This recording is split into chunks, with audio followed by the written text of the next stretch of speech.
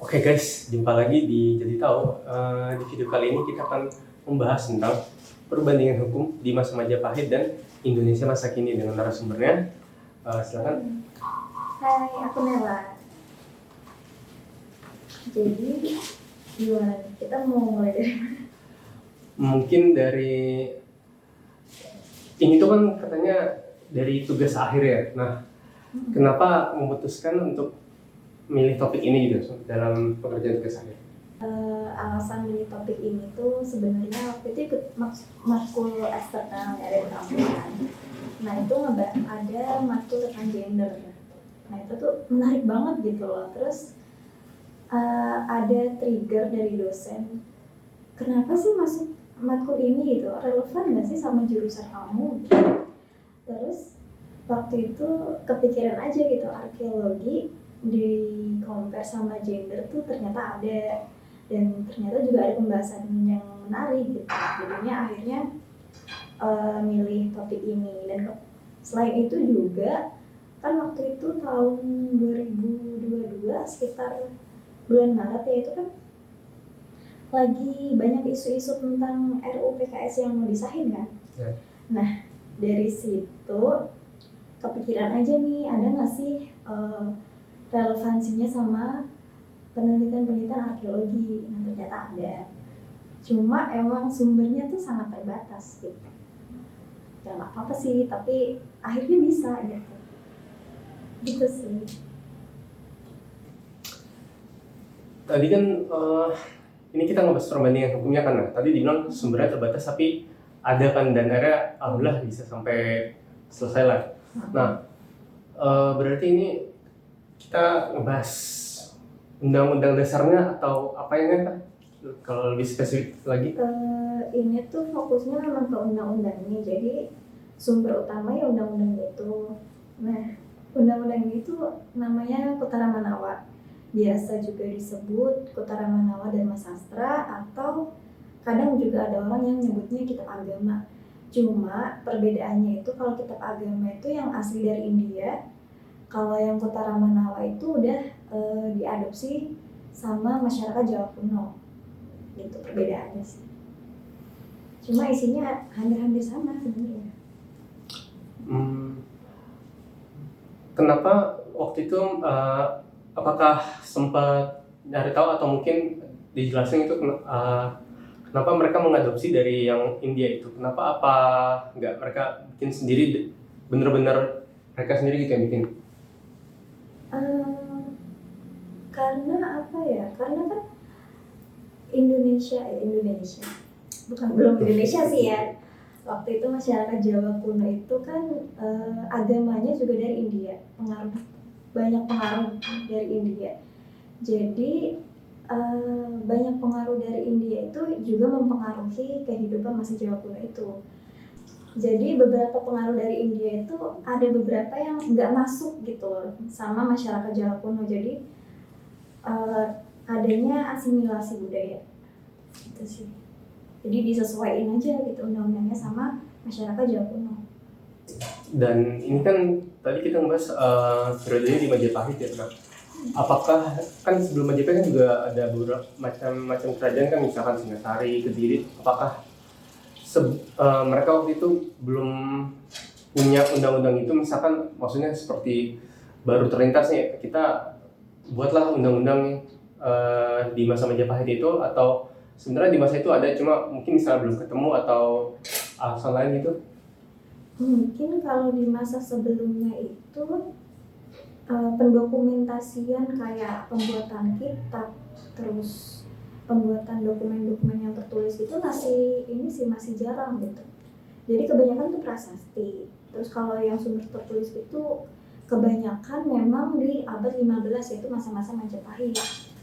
Jadi dokumentasinya lebih bagus di Majapahit, terus penerapannya, pemerintahannya itu juga lebih rapi gitu. Iya, lebih rapi di Majapahitnya. Kalau yang masa sebelumnya kayaknya agak kurang terdokumentasi dan kurang, kalau tadi sepertinya kurang rapi gitu ya dibanding dengan masa Majapahit gitu ya. Kalau kurang rapi sih belum pasti juga ya, karena dokumen-dokumen atau bukti-bukti peninggalan yang sampai di kita ini nggak bisa apa sih namanya, nggak bisa tahu secara pasti gitu. Jadi yang sudah diketahui pasti itu di masa Majapahit itu. Gitu. Dan tadi kan katanya abad 15 ya, berarti ini tuh setelah masa kejayaan Majapahit dong, berarti kan 15 itu berarti setelah Hayam Wuruk kan? Justru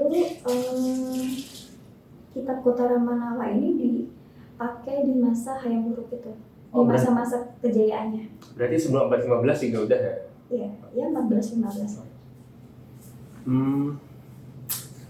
Mungkin langsung aja yang ngebahas. Jadi isi kitabnya itu apa aja yang dibahas di kitab ini gitu? Misalkan masalah apa aja gitu yang diatur dalam kitab ini?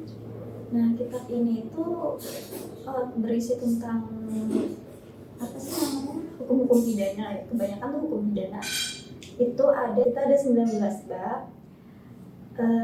Ada banyak sih tentang pencurian, ada tentang soal tanah, ada perkawinan, ada juga yang khusus tentang perempuan itu ada perkawinan, tukang, sama peradaan. 3 itu yang khusus membahas tentang perempuan. Mungkin kita fokus ke 3 itu aja ya. Mungkin dari tukon dulu kali ya. Tukon tuh artinya dulu deh. Ini tukon tuh artinya apa ya? Tukon itu kalau bahasa sekarang itu bisa dikatakan mahar. Jadi bisa berupa uang untuk apa sih namanya, diberikan ke pihak perempuan gitu untuk mahar lah gitu sebelum adanya perkawinan. Nah, pemberian tukon ini ada batas waktunya. Misalnya seorang laki-laki memberikan tukon sekarang gitu, terus udah ditentuin masa perkawinannya, udah nentuin tanggal-tanggalnya gitu lah, tapi setelah 5 tahun nggak jadi dinikahin, itu tukannya bakal hangus gitu. Jadi ada masa batas waktunya. Dan itu dari pihak lainnya nggak bisa minta balik ya? Nggak bisa. Udah jadi milik pihak perempuan. Ini kan Majapahit itu kan Hindu ya, berarti kan ada kasta-kastanya kan. Nah, itu apakah ada mengatur untuk misalkan melarang misalkan yang kasta di bawah tuh melamar kasta di atas atau gimana gitu? Ya, itu ada di bab tukon. Salah satunya itu dari misal misal laki-laki nih ada kasta rendah ingin melamar perempuan dengan kasta tinggi. Nah, itu ada peraturan apabila laki-lakinya diterima sama perempuan yang kasta tinggi, ya udah aman gitu. Tapi kalau misal ditolak sama keluarga perempuannya itu, dia bakal dihukum. Dan itu hukumnya bisa hukuman mati bahkan. Tapi apakah ada yang ditolak gitu atau nggak meneliti sampai situ gitu? Kalau studi kasusnya sih nggak tahu ya, karena itu kan masyarakat secara luas, secara umum ya, itu biasanya sih nggak kerekam gitu. Mungkin ada, ya, tapi kita nggak tahu gitu. Karena terdokumentasi ya? Iya, nggak terdokumentasi. Oke. Tadi abis itu kan ada tentang maharnya. Tadi kalau ada lupa yang kedua apa? Perkawinan. Ya, perkawinan. Nah, gimana tuh tentang perkawinannya? Tadi kan dia udah sedikit ngebahas tentang bisa aja yang kasta lebih rendah ngelamar lebih tinggi, cuma ada risikonya. Nah, selain itu apa lagi dalam yang pernikahan ini? Kalau perkawinan itu ada yang menarik, yaitu berkaitan sama perlindungan hukum perempuan. Jadi misal nih ada sepasang suami istri yang baru menikah, tapi dalam pernikahannya itu mereka itu kayak terpaksa. Nggak cocok gitu ya? Iya, nggak cocok. Kayak kelas. Atau mungkin bisa dijodohin atau gimana, jadi mereka nggak saling cinta gitu. Ada 2 istilah, yang pertama itu amancal turun, dan kedua itu amada sandana. Ini tuh mirip tapi berbeda deh. Serupa tapi tak sama. Iya, jadi yang amancal turun itu Misal nih ada yang nikah gitu, terus perempuannya tuh udah nggak suka dari awal. Nah, perempuannya bisa ngajuin pembatalan perkawinan gitu. Nah itu tapi harus membayar untuk 2 kali lipat ke pihak cowok. Nah kalau yang kedua itu amandel sanggaha, itu gini misalnya udah nikah nih, tapi ya udah jalanin aja dulu gitu. Istilahnya meeting terus jalanan psikokulino ya. Nah ya begitu. Jadi ya bisa diharapkan lama-lama bisa terbiasa tersuka gitu kan. Nah kalau amandel sanggaha itu ada rentang waktu 1 tahun untuk beradaptasi bersama lain gitu. Apakah bisa melanjutkan pernikahan itu atau enggak gitu. Nah, misal 1 tahun si ceweknya ini tetap nggak suka, tetap nggak mau berhubungan sama suaminya, itu bisa masih bisa ngajuin pembatalan perkawinan. Sama aja sih 2 kali nominal kupon yang udah dikasih gitu, balikin 2 kali lipat. Ini ya bisa aja, cuma konsekuensinya balikin tukan yang 2 kali lipat gitu ya ke pihak laki gitu. Sebagai bentuk ganti rugi lah istilahnya gitu. Tadi sore yang pertama itu ngebahas ini kan berarti konteksnya yang emang masih gadis ya, baru nikah ya. Nah, tadi kalau nggak salah sempat nyebut janda, itu apakah ada perbedaan dengan antara yang emang baru gadis terus nikah terus dengan yang misalkan janda ditinggal mati atau tadi dibatalkan nikah terus nikah lagi tuh? Apakah itu gimana tuh kalau ada kasus kayak gitu? Ada sih di undang-undangnya itu salah satunya. Ya sama aja sih sebenarnya. Sebenarnya sama aja ya? Sama aja, tapi ada juga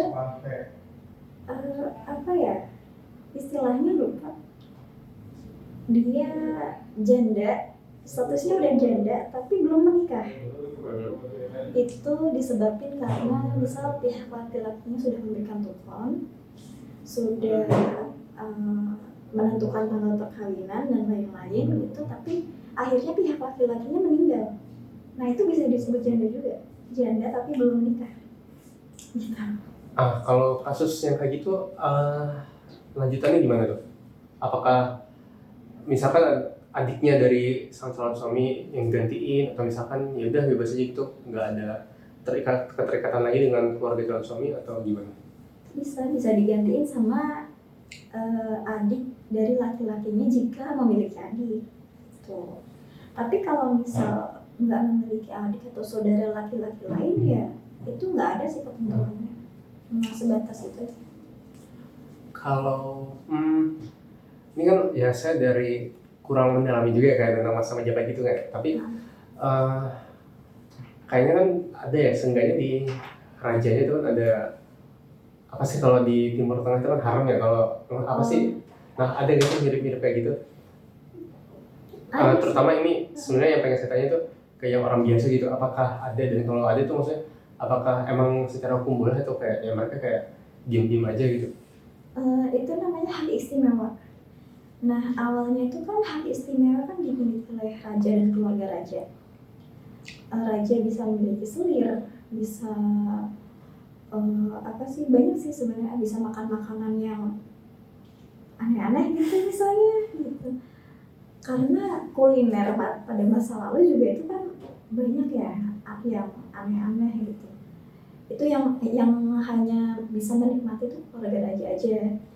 Tapi untuk masyarakat biasa bisa aja dapat hak istimewa kalau dianya itu apa sih namanya, dianggap berjasa gitu. Dianggap berjasa bagi kerajaan atau bagi raja. Nah salah satu yang berhubungan sama perempuan itu namanya anjamah lare.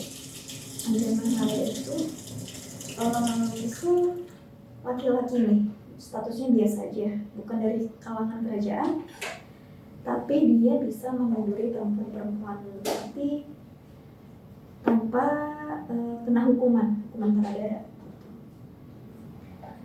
Itu apa ya, biasanya sih kalau habis perang gitu. Kalau di zaman Belanda juga ada kan gitu, kalau nggak salah. Zaman Belanda kurang kurang tahu, mungkin Kayaknya ada. mungkin ya. Oke, tadi kan berarti ada kebebasan untuk meniduri siapapun yang si orang itu kan. Nah, misalkan si laki-laki ini pengen nidurin misalkan si X gitu ya, X ini nggak mau.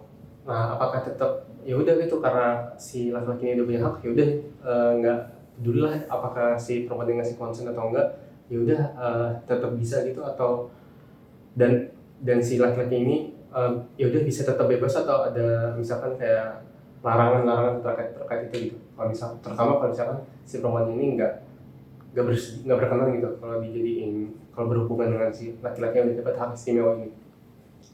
Kalau gitu kurang tahu juga sih kalau si perempuannya mau atau enggak.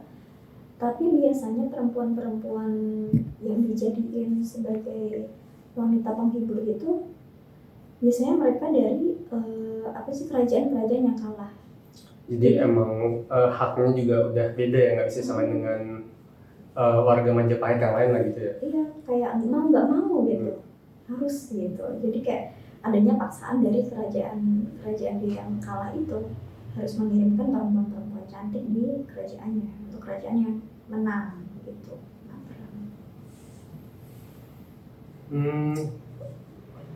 Tadi kita udah ngebahas tentang mahar, terus tentang perkawinannya kan, dari yang beda kasta, terus dari yang statusnya gimana, beberapa kasus lah dalam kemungkinan yang bisa terjadi dalam perkawinan. Terus ini tertarik sebenarnya, tadi sebelumnya ada sempat baca kan tugasnya Mbak Nela ini kan, itu sempat ada yang tertarik, ada yang menarik gitu, kayak ini yang bagian perempuan yang sudah beristri nggak boleh, kalau nggak salah nggak boleh berdua-duaan dengan laki-laki gitu. Ini jadi kayak seketika ternyata ini kok kayak mirip di Islam gitu, kayak dilarang berkhalwat gitu kan. Nah, bisa gimana ya, lebih dijelasin lagi tentang itu gimana? Iya, jadi sebelum adanya Islam datang itu sebenarnya tuh ada beberapa nilai-nilai yang sudah ada di masyarakat Jawa kuno yang ada juga di agama Islam gitu. Misal perkawinan nih, yang jadi wali itu ayahnya bukan ibunya, itu juga udah ada di Majapahit sebelum Islam datang. Terus yang perempuan tidak boleh berduaan dengan perempuan yang sudah gitu ya. Yang sudah menikah tidak boleh berduaan dengan laki-laki lain, itu ada di hukum Paradara. Paradara itu artinya istri orang.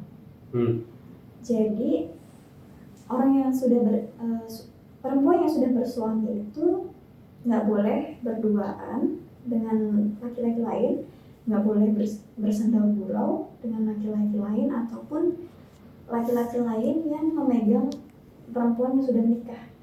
Gitu, itu nggak boleh.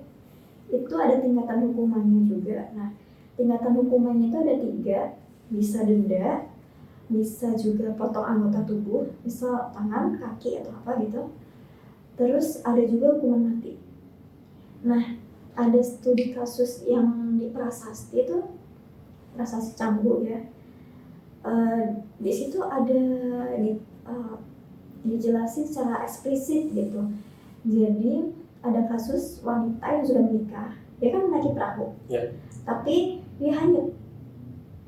Terus ditolongin sama si nelayan gitu, diangkat tangannya. Nah itu sebenarnya kan kalau konteks biasa itu kan nggak boleh ya? Iya, karena bukan pasangan sahnya kan? Iya, nggak boleh nyentuh, bahkan itu nggak boleh gitu. Nah itu ada pengecualian karena dianggap yaitu menyelamatkan jiwa seseorang gitu, nggak bermaksud yang aneh-aneh pengen berzina atau segala macam gitu. Iya gitu, nggak ada menjurus ke arah sana. Jadi itu boleh-boleh aja, tapi kalau misal megang-megang dengan maksud tertentu itu nggak boleh. Jadi kayak gini, jadi kayak gue sempat baca juga tuh. Di Thailand ya? Iya. Nggak boleh nih, nggak boleh kita pegang, hanya mati tenggelam. Berarti ini jadi tadi mungkin jebet-jebetan, berarti nggak gimana ya? Kan kalau yang ini dari internet sih. Jadi kan ada ya yang permaisuri atau selir gitu kan. Kasusnya mirip tadi kan yang di sungai terus tenggelam, terus karena orang-orang pada tahu ini pokoknya punya hubungan dengan raja, orang-orang pada takut itu karena takut dihukum gitu. Oh iya. Berarti ada nggak kasus yang kayak gitu di Majapahit atau nggak terdokumentasi gitu? Yang terdokumentasi ya itu doang Ya udah. sejauh ini ya. Berarti gimana, maksudnya kayak lucu aja gitu kan, entah apakah rakyatnya yang bodoh atau aturannya terlalu mengekang, terus rajanya juga misalkan terlalu otoriter gitu kan. Berarti maksudnya apa ya, maksudnya ya nggak apple to apple lah gitu ya perbandingannya ya. Iya. Tadi kan kita udah ngebahas hukumnya tentang mahar, terus perkawinan, terus tentang tadi istri orang ya. Berarti kan ini kan hukum undang-undang ya, berarti kan ada, kalau kita nggak menaati itu kan ada konsekuensinya kan. Nah konsekuensinya itu tadi udah disebutin kayak tentang denda, terus potong anggota tubuh dan hukuman mati. Nah bisa dijelasin nggak gimana yang misalnya si orang ini tuh dihukumnya denda gitu, cukup denda, terus misalkan si ini tuh udah misalkan parah banget lah harus dihukum mati gitu, gimana? Tingkatannya itu berdasarkan kesalahannya sama tingkat status sosialnya, tolak ukurnya gitu. Di status sosialnya itu misal kasta rendah mengusik kasta yang lebih tinggi itu bisa hukuman mati. Tapi kalau sesama kasta rendah bisa denda aja gitu. Kalau dibalik yang lebih tinggi zolimi yang lebih rendah gimana? Itu gimana ya? Karena apa ya, kebanyakan itu kasta-kasta rendah sih yang disebutin. Kalau yang kasta tinggi ke rendah itu jarang banget dibahas. Mungkin ada privilege kali ya. Lu punya Berarti- uang. Hukumnya lebih tajam ke bawah Bisa jadi. atau mungkin karena waktu itu belum ada konsep itu kan, gimana konsep di zaman modern kan yang tentang semua warga negara itu sama kan. Iya. Jadi mungkin ya, dan warga-warganya juga nerima aja karena mereka belum dapat konsep itulah ya. Kalau mereka itu emang punya hak yang sama gitu, mau mereka miskin mau kaya gitu ya. Jadi kayak ya udah gitu kayak, Ya mereka terima-terima aja gitu. dan orang yang berkepentingan untuk dokumentasi juga merasa ini nggak penting gitu ya. Jadi kayak Iya. ya udah. Kayak berarti bisa gak gimana ya, maksudnya tadi misalkan yang tinggi yang rendah mengusik yang tinggi gitu kan, berarti bisa dihukum mati nih. Kalau yang kastanya sama ya udah cukup denda. Nah tentang potong tubuh gitu, itu untuk kasus apa aja yang sampai harus dihukum potong tubuh, dan kenapa maksudnya bagian tubuh apa, misalkan ada alasan kan, ini yang dipotong karena begini gitu. Itu biasanya paling banyak tuh kasus pencurian. Kasus pencurian biasanya dipotong tangan. Ada juga kasus apa sih namanya, pelecehan, megang anggota tubuh perempuan gitu. Misal tangannya ya udah potong tangan. Tapi kalau misal ada undang-undang yang nyebutin kalau misalnya ada yang meniduri perempuan yang sudah menikah gitu, dipotong tangannya dan diasingkan. Yang meniduri dipotong tangannya dan diasingkan. Yang ditiduri gimana? Itu kan saya nangkapnya itu yang sama-sama suka gitu. Itu kasusnya pemerkosaan sih. Tetap itu khususnya pemerkosaan ya. Kalau sama-sama suka gimana? Yang ini perempuannya udah pencuri tapi berzina gitu dengan laki-laki lah. Kalau itu gimana ya? Soalnya kalau di undang-undangnya itu kan banyak kekurangan. Nggak ada yang konsen gitu. Jadi ya nggak ada keterangan lebih lanjut sebenarnya. Oke. Berarti mungkin itu salah satu yang membedakan dengan RUU TKS yang sekarang nggak sih? Betul. Berarti kan bisa dibilang itu kan kekurangannya dari yang Putra Manawa itu ya. Tapi sebagai pribadi aja, pendapat pribadi yang subjektif gitu, ada nggak sih yang Putra Manawa ini lebih bagus gitu, dan boleh banget nih kalau misalkan di RUU TKS diterapin gitu, ada nggak? Sebenarnya nilai-nilainya sih bagus. Kalau yang diterapin mungkin lebih ke dendanya kali ya. Dendanya itu kan lebih tinggi tuh. Kalau di masa Majapahit itu kan rata-rata orang pendapatannya berapa sih?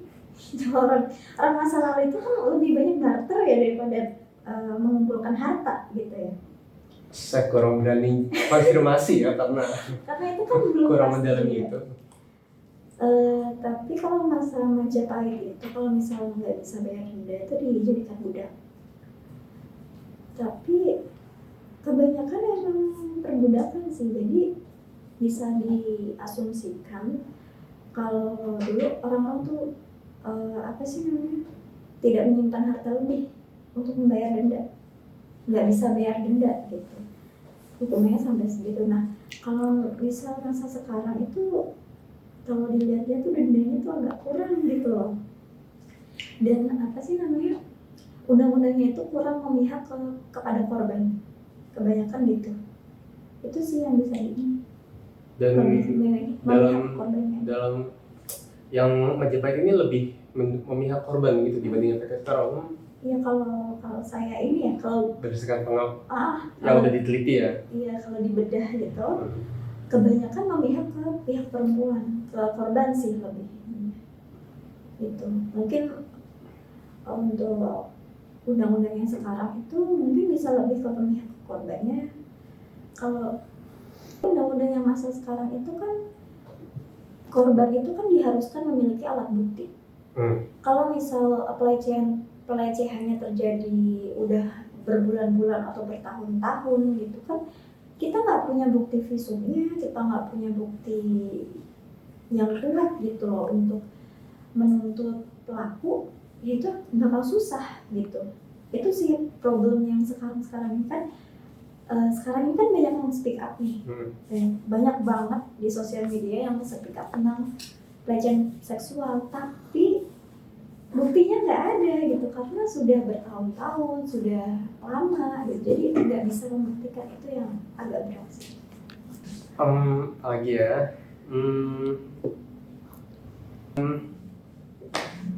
mungkin gini ya, ini kan ada 2 undang-undang ya yang di Majapahit Kutara Manawa tadi sama yang RUU PKS ini.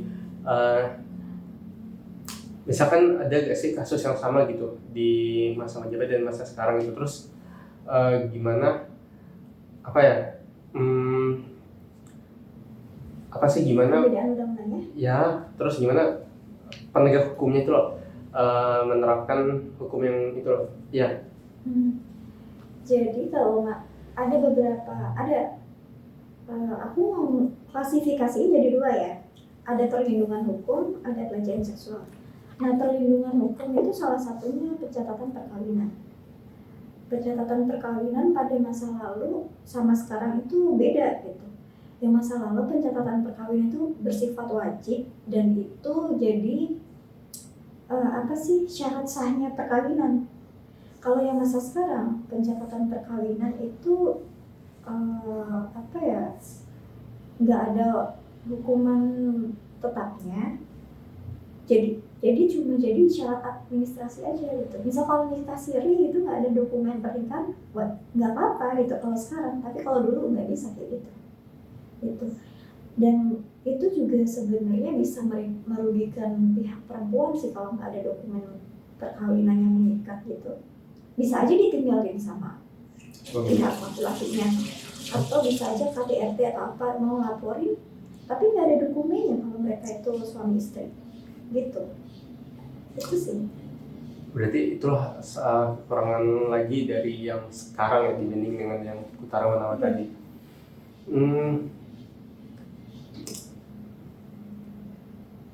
Terus yang belajaannya?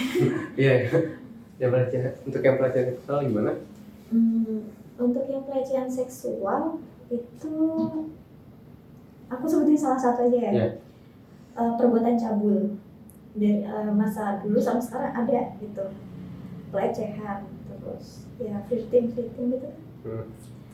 Kalau catcalling ya. Iya, kayak gitu-gitulah. Nah masa Majapahit itu perbuatan cabul itu ya ada tingkatannya sih, ada sampai hukuman mati juga, ada dendanya Kalau dikonversi ke rupiah kurang tahu ya, tapi kayaknya lebih tinggi sih. Kalau masa sekarang itu perbuatan cabul di KUHP sama RUU PKS itu beda. Kalau RUU PKS itu perbuatan cabul itu didenda Rp4.500, tapi dikali 1.000. Oh. Tadi sempat kaget itu 4.500 doang gitu. Kayak jajanan aja es cendol, es krim tuh 5.000 gitu kan, ini pelecehan 4.500. Ternyata masih ada lanjutannya ya. Ternyata ada keterangan kalau itu dikali 1.000 di masa sekarang gitu. Jadi 4.500.000 ya lumayan kecil lah ya untuk masa sekarang. Iya. Sebagai saya mahasiswa itu nominalnya nggak kecil-kecil banget sih.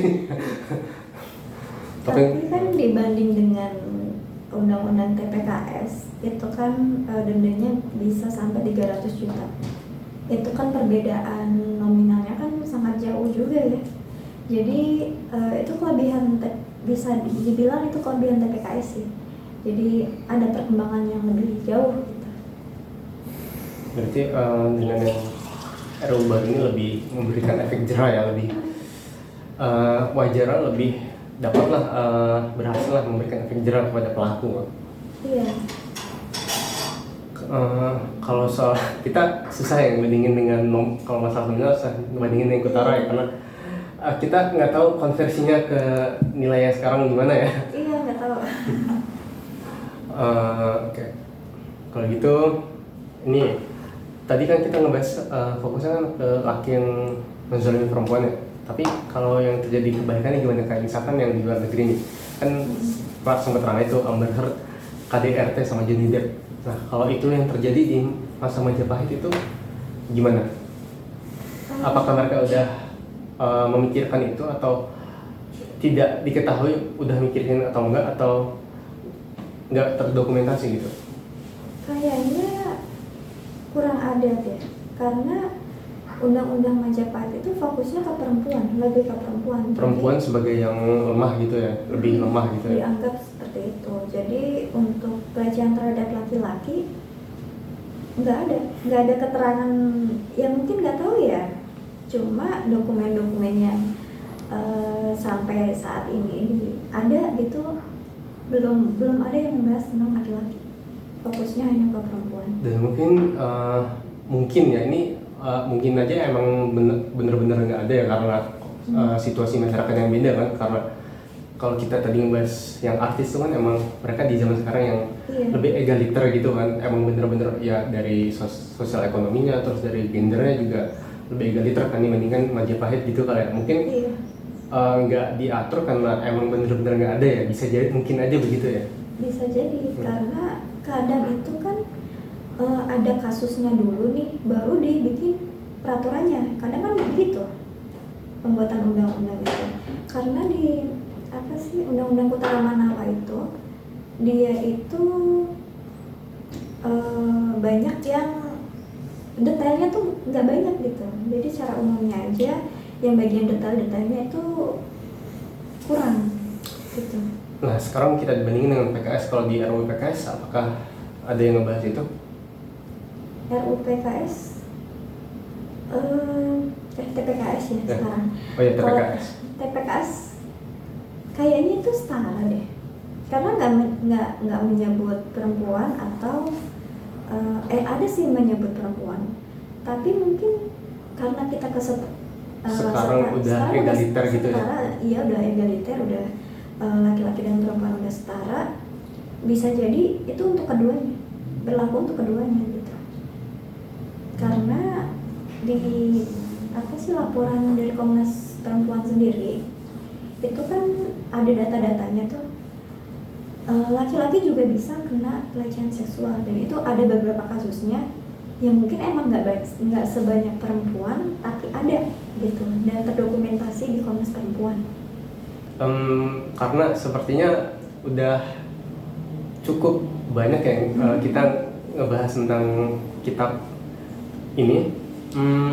Sebagai orang yang meneliti ya, dan juga sebagai perempuan ya, apa ada gak sih kesan-pesan gitu kan tentang perlindungan hukum lah kita nyebutnya? di Indonesia ke depannya nanti? Eh, Sepanjang meneliti tentang undang-undang ini ya, banyak banget pengetahuan yang sebelumnya tuh nggak tahu gitu. Ternyata perempuan masa Majapahit dulu tuh sangat dimuliakan gitu. Terus untuk yang masa sekarang itu sebenarnya nilai-nilai dari Utara Manawa itu banyak yang bagus, banyak poin-poin yang bagus. Seperti memihak kepada korban gitu. Apalagi terutama terhadap perempuan gitu. Perempuan di masa lalu itu sangat dihormati gitu loh. Berarti kurang sesuai ya kalau dibilang zaman dulu tuh perempuan rendah banget gitu. Nah buktinya nih di Majapahit udah dilindungi banget kan. Berarti Kurang sesuai sih. itu kurang baca, kurang belajar. Ada lagi nggak? Jadi ya ada nilai-nilai yang bisa diambil lah untuk masa sekarang. Ya perempuan itu harus dihormati gitu. Jangan apa sih namanya? Ya kita kan setara. Sekarang ini kan perempuan sama laki-laki kan setara. Ya nggak usah merendahkan perempuan gitu. Karena perempuan dari dulu tuh sangat dihormati gitu. Jangan nyebut wanita betina dah itu. Nah itu Oh saya tidak pernah. siapa tuh yang jadi? Siapa yang seperti itu? Bukan saya ya. Ada lah yang kayak gitu. Itu salah Ada satu contoh orang-orang yang- merendahkan gitu. Orang-orang yang kurang baik. Oke, terima kasih ya udah berbagi hasil penelitian ya. Iya. Saya juga jadi dapat insight baru gitu. Jadi tahu tentang misalkan kayak tadi ternyata di Majapahit pun juga ternyata status perempuan itu nggak seperti yang beberapa orang bilang kayak zaman dulu itu rendah banget. Buktinya ini kan udah dipedulikan banget gitu kan. Terus juga tentang dari udah ada undang-undang yang mengatur hal itu juga jadi sebuah gimana ya, tercerahkan lah gitu. Mungkin untuk sekarang makasih ya buat Mbak Nela. Iya. Dari saya mungkin seperti biasa yang template. Kalau pengen komentar misalkan kita ngebahas lebih dalam lagi, mungkin ada ngusul selanjutnya bahas apa, boleh banget silahkan komentar. Dan jangan lupa like dan subscribe ya guys. Sekian, terima kasih.